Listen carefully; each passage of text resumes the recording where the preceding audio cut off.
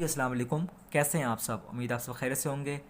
इस तरह के ये लेक्चर सुनने से पहले आप कोफिशिएंट ऑफ विस्कोसिटी और measurement of viscosity through Ostwald viscometer ज़रूर देख लीजिएगा।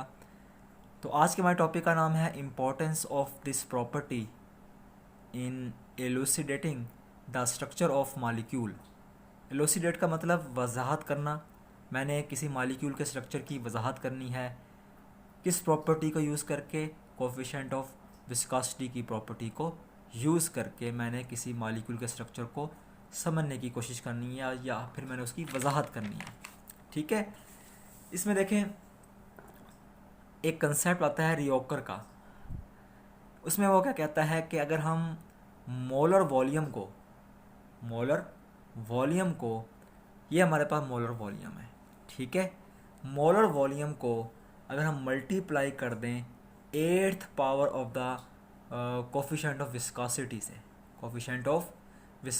से, ठीक है, मोलर वॉल्यूम को जब हम मल्टीप्लाई करेंगे eighth power of coefficient of viscosity से तो हमें एक कांस्टेंट हासिल होगा जिसे हम क्या बोलेंगे, रियोकर।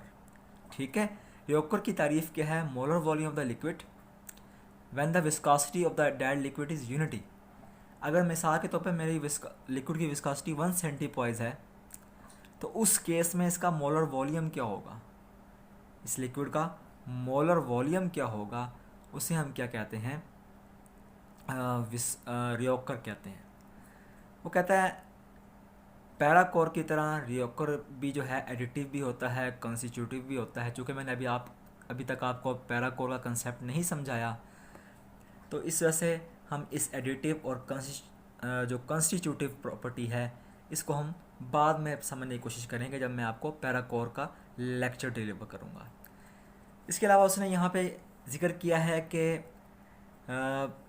रियोकर के यूज़ करके, ठीक है ना, rheochor is less useful determining the chemical structure than पैराकोर।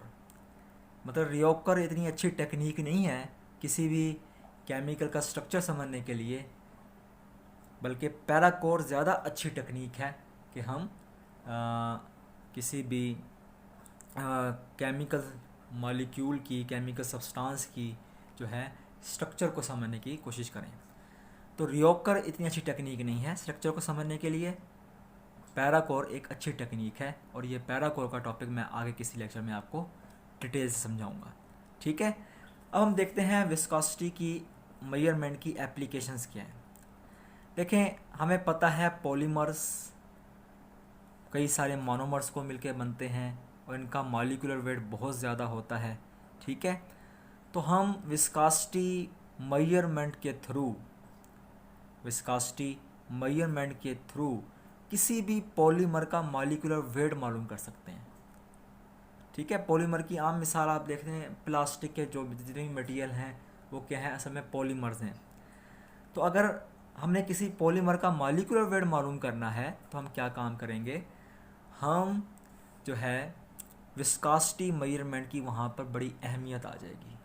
ठीक है, तो विस्कोसिटी मेजरमेंट की कैसी अहमियत है, उसके लिए एक रिलेशनशिप है कि इंट्रिंसिक विस्कोसिटी और मॉलिक्यूलर वेट के दरमियान, मतलब कोफिशिएंट ऑफ विस्कोसिटी और मॉलिक्यूलर वेट के दरमियान एक रिलेशनशिप दी गई है। तो अगर आपको ये रिलेशनशिप आती है, ठीक है, अगर आपको ये कोफिशिएंट ऑफ विस्कोसिटी की वैल्यू मालूम है, के की वैल्यू मालूम है, ठीक है, तो आप मॉलिक्यूलर वेट मालूम कर सकते हो। अगर आपको मॉलिक्यूलर वेट की वैल्यू मालूम है, के की वैल्यू मालूम है, तो आप उस पॉलीमर का कोफिशिएंट ऑफ विस्कोसिटी निकाल सकते हो। के और अल्फ़ा के बारे में वो बता रहा है कि ये क्या है, ये एक सॉल्वेंट कांस्टेंट है। ठीक है, ये किस पर डिपेंड करते हैं, ये डिपेंड करते हैं शेप ऑफ द मॉलिक्यूल पर, जिसमें वो ख़ास तौर पे अल्फ़ा की बात कर रहा है। अल्फ़ा जो है ये डिपेंड करता है कि हम सॉल्वेंट किस किस्म का यूज़ कर रहे हैं और जो सोल्यूशन में मॉलिक्यूल्स हैं उनकी शेप किस तरह की है। ठीक है, तो अगर तो रैंडम कॉइल शेप हो, बेतरतीबी सी कॉइल शेप है, ठीक है, तो उसके लिए वो कहता है अल्फ़ा की वैल्यू 0.50 होती है। और अगर रॉड लाइक मॉलिक्यूल्स हैं हमारे, उसके लिए अल्फ़ा की वैल्यू 2 होती है। और अगर हमारे पास स्फेरिकल कॉइल्ड शेप हैं, ठीक है, जैसा कि मैंने आपको ये बना के दिखाया, तो उसके लिए अल्फ़ा की वैल्यू क्या होती है, 0 होती है। डिपेंड ये करता है कि मॉलिक्यूल की शेप किस तरह की है। मॉलिक्यूल की शेप के लिहाज से अल्फ़ा की वैल्यू असाइन की जाती है, ठीक है ना। तो अल्फ़ा की वैल्यू 2 भी हो सकती है, 0 भी हो सकती है, 0.50 भी हो सकती है। अगर मुझे अल्फ़ा पता है, ठीक है, मुझे के की वैल्यू पता है, मुझे कोफिशिएंट ऑफ विस्कोसिटी पता है, तो मैं एम निकाल सकता हूँ। और अगर मुझे एम पता है तो मैं कोफिशिएंट ऑफ विस्कोसिटी मालूम कर सकता हूँ। एम क्या है, मॉलिक्यूलर वेट है। तो पता ये लगा इस पैराग्राफ से कि हम विस्कोसिटी मेजरमेंट से, विस्कोसिटी के कंसेप्ट को यूज़ करते हुए किसी भी पॉलीमर का मॉलिक्यूलर वेट मालूम कर सकते हैं, ठीक है। और आपको पता है पॉलीमर का मॉलिक्यूलर वेट बहुत ज़्यादा होता है क्योंकि इसकी चेन बहुत बड़ी होती है। इसके अलावा विस्कोसिटी मेजरमेंट के कंसेप्ट को यूज़ करते हुए हम पेंट की, रबड़ की, ग्लू, सिंथेटिक पॉलीमर्स जो मसनूई पॉलीमर्स होते हैं हमारे पास, ठीक है, इन सब की जो है हम विस्कोसिटी को कंट्रोल कर सकते हैं, ठीक है, इस कंसेप्ट को यूज़ करते हुए। तो पता ये लगा viscosity measurements are applied for controlling the manufacture of paint, ठीक है। हम इसकी मैन्युफैक्चरिंग को कंट्रोल कर सकते हैं, मतलब हम इसकी विस्कोसिटी को कंट्रोल कर सकते हैं। अगर आपको सोच लें अगर पेंट मेरा जो है विस्कस नहीं होगा तो वो सही तरीके से सरफेस से अप्लाई नहीं होगा। ग्लू मेरी अगर पतली होगी तो कैसे मैं उसको अप्लाई कर सकूँगा, ठीक है।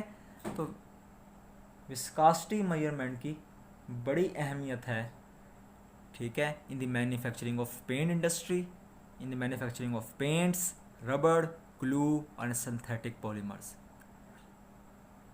This study is also of great significance for the solution of many technical problems. For example, amount of energy required for stirring of a liquid, mixing of a liquid, stirring of a liquid, mixing of a liquid, making slurry or sending the liquid through a pipe depends directly on the viscosity. तो कहता है इसकी और क्या क्या अहमियत हो सकती है। इसकी अहमियत ये है कि हमने किसी लिक्विड को स्टिर करना है, ठीक है, हिलाना है, ठीक है, हिलाएंगे तो वो जो उस लिक्विड के कंपोनेंट है इस तरीके से मिक्स हो पाएंगे, ठीक है। तो कितनी अमाउंट ऑफ एनर्जी चाहिए कि हम उसको प्रॉपर तरीके से स्टिर कर सकें उसकी, ताकि उसकी बेहतर तरीके से मिक्सिंग हो सके लिक्विड की।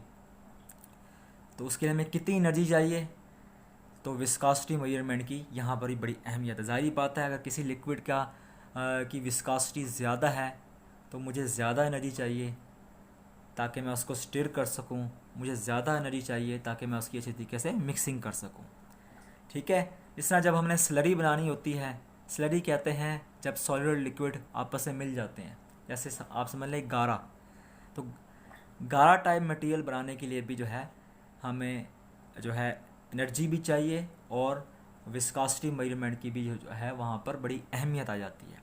इसी तरीके से अगर मैंने एक लिक्विड एक पाइप में से फ़्लो करवाना है तो वहाँ पर हमें पता है कि लिक्विड के फ़्लो पर लिक्विड को फ़्लो करवाने के लिए विस्कोसिटी की बड़ी अहमियत है, ठीक है। तो हमें यह पता चल रहा है कि अगर हमने किसी पॉलीमर का मॉलिक्यूलर वेट मालूम करना है वहाँ पर विस्कोसिटी की अहमियत है, ठीक है। अगर मैंने पेंट को मैन्युफैक्चर करना है, ठीक है, रबड़ को मैन्युफैक्चर करना है, ग्लू को मैन्युफैक्चर करना है, सिंथेटिक पॉलीमर्स को मैन्युफैक्चर करना है, वहाँ पर भी जो है विस्कोसिटी की बड़ी अहमियत है। इसी तरीके से देखें हमने कोई लिक्विड बना रहे होते हैं, कोई पेंट बना रहे होते हैं, तो वहाँ पे हम स्टिरिंग का काम करते हैं, कंपोनेंट्स की मिक्सिंग करते हैं, वहाँ पे हम स्लरी बनाते हैं, गाढ़ा टाइप मटेरियल बना रहे होते हैं, वहाँ पर विस्कोसिटी की बड़ी अहमियत है। इस तरह मैंने लिक्विड को किसी पाइप में से फ़्लो करवाना है, वहाँ पर भी विस्कोसिटी की बड़ी अहमियत है। तो हमें विस्कोसिटी की अहमियत का पता लग रहा है कि विस्कोसिटी की अहमियत क्या क्या हो सकती है। तो आई थिंक आपको इसकी एप्लीकेशन समझ आ चुकी होंगी। तो बहुत बहुत शुक्रिया आपका।